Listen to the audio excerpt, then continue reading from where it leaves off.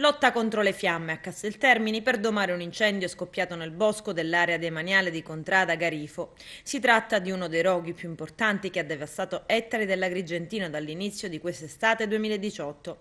Complici il caldo e il forte vento, quella di ieri è stata una domenica di fuoco e di gran lavoro per le squadre della Forestale, dei Vigili del Fuoco e per due Canadair. I velivoli hanno fatto sistematicamente rifornimento nelle acque antistanti la spiaggia di Marinella a Porto Empedocle, richiamando l'attenzione dei tantissimi bagnanti che si trovavano sull'arenile. Ma per avere la meglio sulle fiamme è dovuto intervenire anche un elicottero dell'aeronautica militare che ha effettuato 11 lanci rilasciando 7.700 litri di acqua prelevata dalla diga di Rosa Marina. L'incendio è una delle capacità duali dell'aeronautica militare in concorso con le altre forze armate, mette a disposizione delle collettività nei casi di pubblica utilità o in occasioni di calamità, operando in questo caso in stretto contatto e supporto delle diverse agenzie e corpi dello Stato impegnati nei soccorsi a terra e in volo.